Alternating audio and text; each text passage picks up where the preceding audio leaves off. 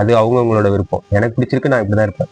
நான் அதிகமாக கடன் வாங்கி பெரிய பெரிய பங்களாவா வாங்கி பெரிய பெரிய கார் வாங்கி எல்லாமே அதை அந்த கடன் அடைக்கிறதுக்கு இன்னொரு இடத்துல கடன் வாங்கணும். அதை அடைக்கிறதுக்கு மறுபடி பெரிய கடன் இன்னொருத்தனை வாங்கணும். சில பேர் கடன் கொடுத்தவன் கரெக்டாக கொடுப்பான், சில பேர் ஏமாற்றுவான். மாட்டிக்கணும் போயிட்டு. ஃபர்ஸ்ட் நீங்கள் 2 லட்சம் கொடுங்க, உங்களுக்கு நான் 3 லட்சம் தரேம்மா. அப்புறம் 3 லட்சம் கொடுங்க, 5 லட்சம் தரேம்மா. அப்புறம் 5 லட்சம் கொடுங்க, 10 லட்சம் தரேம்மா. 5 லட்சம் கொடுத்ததுக்கப்புறம் ஆளே இருக்க மாட்டான். அந்த 5 லட்சத்தை யார் அடைக்கிறது? சொன்னவன் சொல்லிட்டு போயிடுவான். அதுக்கப்புறம் அவனோட கான்டாக்டும் இருக்காது. இன்னொரு இடத்துல போய் இதே மாதிரி சொல்லி அவன் இதே தொழிலை செஞ்சுக்கிட்டு இருப்பான். அவன்கிட்ட போய் நம்ம லாக் ஆகணுமா? கடைசியில இது அங்கதான் கொண்டு போய் விடும். நீங்க என்னங்க பணம் சம்பாதிக்கிறது ஒரு தப்பாங்க, நம்ம குடும்பத்துக்காக நம்ம சம்பாதிக்கிறோம், கரெக்ட். அதுக்கு அந்த தேவைக்குள்ள சம்பாதிச்சுக்கணும். கடன் வாங்குறது, அந்த கடனை வாங்கி கடன் அடைக்கிற வேலை வச்சுக்க கூடாது. வாழ்க்கை க்ளோஸ், அதோட முடிஞ்சிடும்.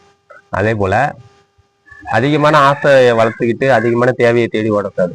என்ன நம்ம தேவைக்கு என்ன, ஒரு வண்டியா இல்லை ஒரு 2 வீலர் அந்த மாதிரி வச்சுட்டு ஓட்டுறோமா, ஓகே. கார் வாங்கணுமா, வாங்கலாம். கொஞ்சம் டைம் எடுக்கணும். அதுக்கான பணத்தை நீ சம்பாதிச்சு சேர்த்து வச்சு அதுக்கப்புறம் கார் வாங்கி வீடு வாங்கி எல்லாம் பண்ணு. 2 வீலர்ல போயிட்டு இருக்கேன், அவன் கார் வாங்கிட்டான், நானும் இன்னும் 2 வருஷத்துல நான் கார் வாங்கியே ஆகணும். என்கிட்ட இப்போ ஒரு